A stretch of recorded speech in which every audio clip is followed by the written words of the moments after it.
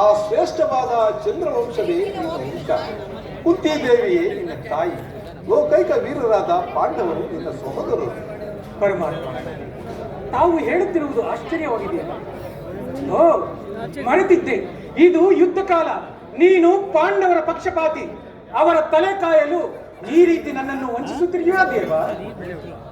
ಕರ್ಣ, ರಾಜಾದಿ ರಾಜನಿಸಿಕೊಂಡು ದಿವ್ಯ ಸಿಂಹಾಸನ ಮೇಲೆ ಕುಳಿತುಕೊಂಡು ರಾಜ್ಯಭಾರ ಮಾಡಬೇಕಿದ್ದ ನೀನು ಈ ರೀತಿ ಪರರ ಸೇವೆಯಲ್ಲಿ ಕೈಕೊಟ್ಟುಕೊಂಡು ಕುಳಿತಿರುವೆಯಲ್ಲ, ಒಮ್ಮೆ ಯೋಚಿಸಿ ನೋಡು.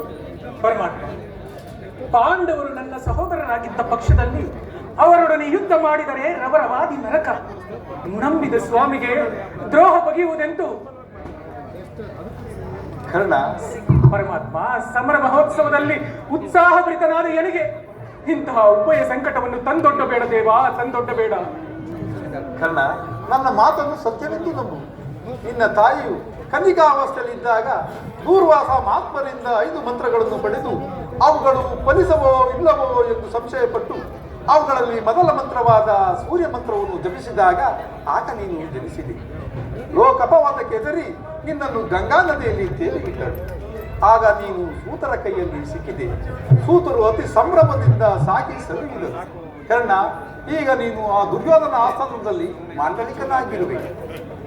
ಇತರ ರಾಜರಿಂದಲೂ ಸಾಮಂತ ರಾಜರಿಂದಲೂ ಓಲೈಸಿಕೊಂಡು ದಿವ್ಯ ಸಿಂಹಾಸನ ಮೇಲೆ ಕುಳಿತುಕೊಂಡು ರಾಜಭಾರ ಮಾಡುವಂತೆ ಬಾಕರ್ಣ ನನ್ನ ಜೊತೆಗೆ.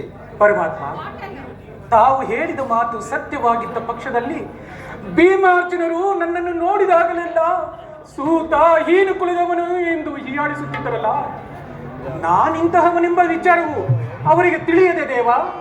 ತಿಳಿಯದು ಕರ್ಣ. ನಿನ್ನ ತಾಯಿಯಾದ ಕುಂತಿದೇವಿಗೂ ಸಹ ತಿಳಿಯದು, ನಿನ್ನ ಸೋದರನಿಗೂ ತಿಳಿಯದು. ನಿನ್ನ ತಾಯಿಯು ನಿನ್ನನ್ನು ಕಂಡಾಗಲೆಲ್ಲ ದೇವ, ಆ ಕರ್ಣನು ಯಾರು? ಆತನು ನೋಡಿದರೆ ನನಗೆ ಮರುಕ ಉಂಟಾಗುವುದೆಂದು ಪದೇ ಪದೇ ನನ್ನನ್ನು ಕೇಳುತ್ತಿದ್ದಳು. ನಾನು ಇದುವರೆಗೆ ನಿನ್ನ ಜನ್ಮ ವೃತ್ತಾಂತವನ್ನು ತಿಳಿಸಲಿಲ್ಲ ಕರ್ಣ. ನಾನು ಈಗ ತಾನೇ ನಿನ್ನ ಜನ್ಮ ವೃತ್ತಾಂತವನ್ನು ಆಕೆ ಬಳಿ ತಿಳಿಸಿ ಬಂದಿರುವೆನು. ನಾನು ಬಂದು ಬಹಳ ವೇಳೆಯಾಯಿತು. ಆಕೆ ನೋಡಲು ಅತಿ ಸಂಭ್ರಮದಿಂದ ಸಂತೋಷದಿಂದ ಗಂಗಾ ತೀರಕ್ಕೆ ಬರುವಳು. ಆಕೆಯ ಮನಸ್ಸನ್ನು ನೋಡಿಸಬೇಡ ಕರ್ಣ, ಸಂತೋಷಪಡಿಸು. ನಾನು ಬಂದು ಬಹಳ ವೇಳೆಯಾಯಿತು. ನಾನಿದು ಬರಲೇ? ಆಗಬಹುದು ದೇವ.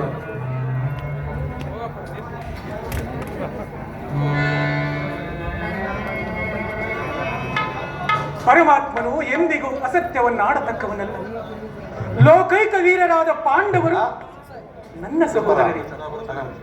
ಧರ್ಮವೇ ತನ್ನ ಉಸಿರೆಂದು ನಂಬಿರುವ ಧರ್ಮರಾಯನು ನನ್ನ ಸಹೋದರನೇ. 1000 ಆನೆಗಳ ಬಲವುಳ್ಳ ರುದ್ರಾಂಶ ಸಂಭೂತನಾದ ಭೀಮಸೇನನು ನನ್ನ ಸಹೋದರನೇ. ತೇಜೋಮಯ ಮೂರ್ತಿಗಳಾದ ನಕುಲ ಸಹದೇವರು ನನ್ನ ಸಹೋದರರೇ. ಪಾಂಡುರಾಜ, ಕುಂತಿದೇವಿ, ಮಾದ್ರಾದೇವಿಯರು ನನ್ನ ಜನನಿ ಜನಕರೇ.